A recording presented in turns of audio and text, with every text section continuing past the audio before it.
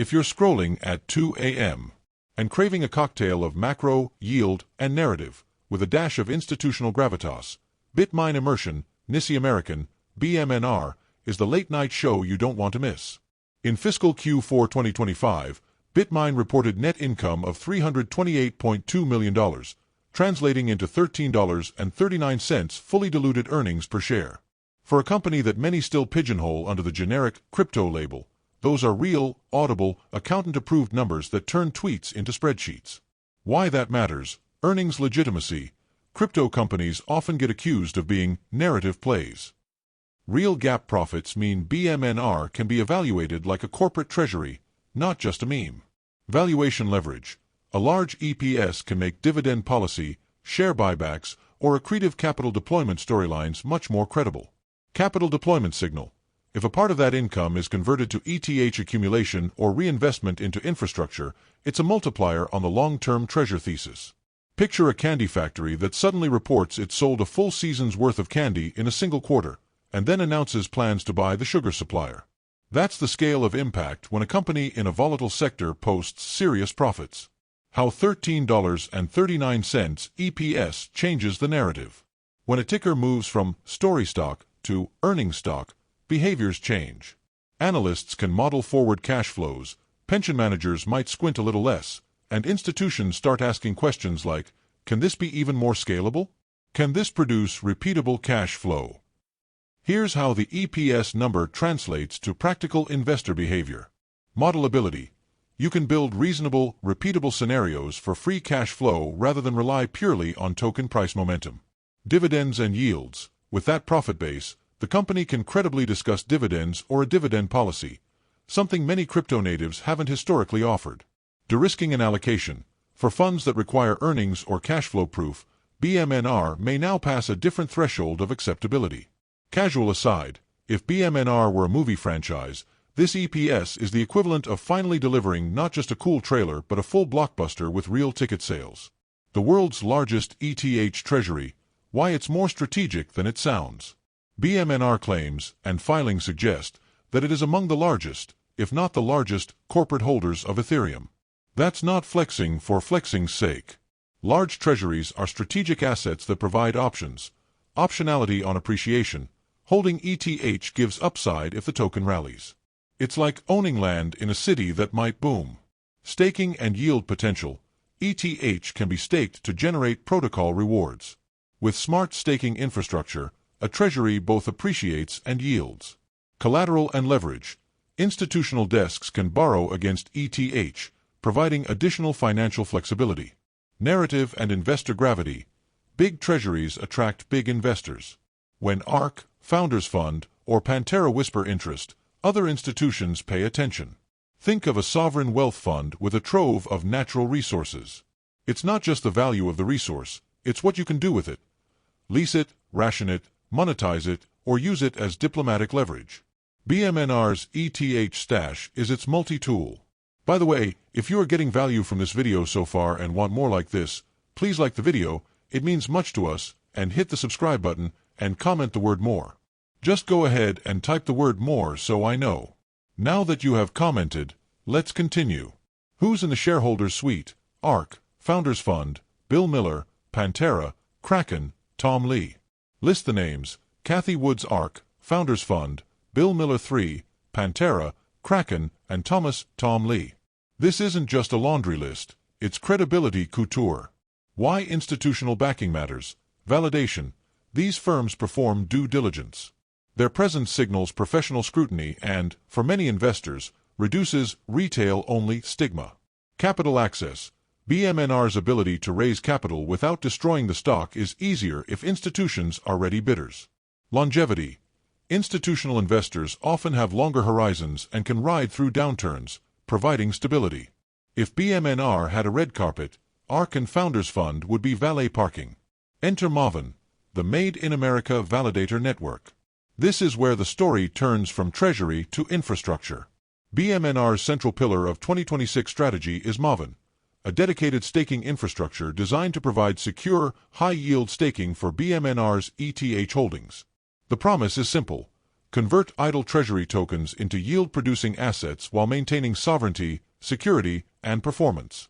Key features of Maven, as pitched Made in America branding. A domestic staking network that appeals to institutions concerned about third-party jurisdictional risks. High performance, optimized validators, uptime SLAs, and enterprise-grade infrastructure. Yield enhancement, staking rewards on top of potential token appreciation. Security posture, multi-layer security, hardware security modules, and governance designed to meet institutional standards. Maven is like turning a storage warehouse for wine into a boutique vineyard and tasting room. You still own the wine, ETH, but now it's producing additional revenue and telling a nicer story to visiting investors. Pilot program, 3 top staking providers testing the kit. Bmnr isn't winging Maven. They initiated a pilot with 3 top staking providers to stress test performance, uptime, and service quality. Pilots matter because staking at scale is operationally demanding. Validator health. Nodes must be synchronized and properly /risk managed. Redundancy. Multiple validators across geographies avoid single points of failure. Custody and keys. Secure key management is critical. One bad key setup and tokens are at risk. Commission and economics. The net yield depends on staking rates, operator commissions, and epoch participation. By testing with top staking providers, Bmnr is effectively running a startup QA sprint before full production. This is corporate theater where the dress rehearsal reveals if the show can actually go on. Imagine testing a multi-engine drone by flying it over a wind farm before delivering packages at scale. You want to know it won't drop Christmas presents on people's heads. Scale plans, world-class infrastructure partners, and FQ1 2026 go live. Following pilots, Bmnr intends to scale Maven with world-class infrastructure partners, aiming for full staking operations in FQ1 2026. That timeline suggests a rapid ramp, ambitious, but strategic if executed cleanly. What scaling entails: hardware rollouts, rack capacity, networking, cooling, and HSM deployments. Cloud and edge orchestration, hybrid architecture for latency and resilience. Compliance and KYC, ensuring validators and custodians meet regulatory expectations.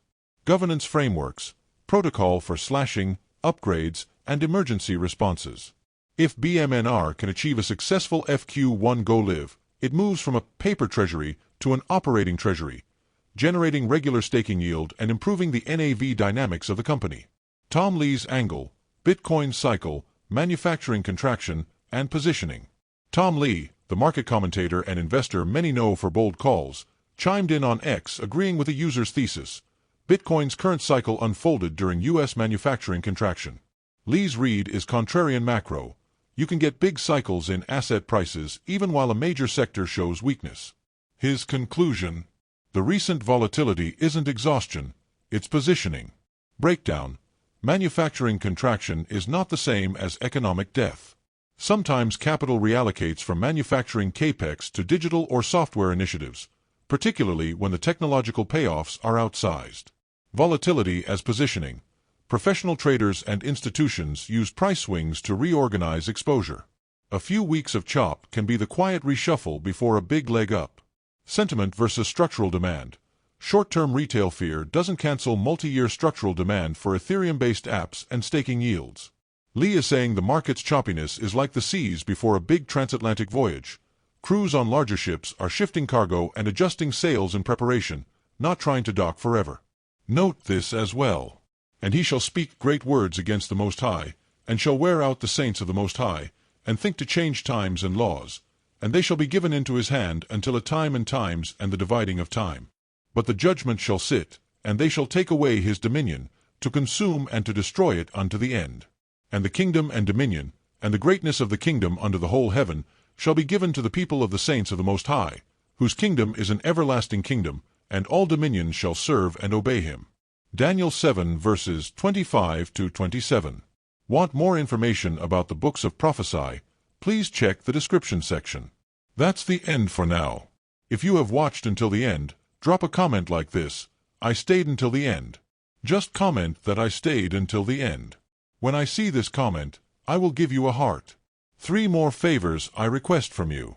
First, like this video, subscribe, and then turn on the notifications bell. If you do this, You greatly encourage us to continue bringing to you more insightful videos.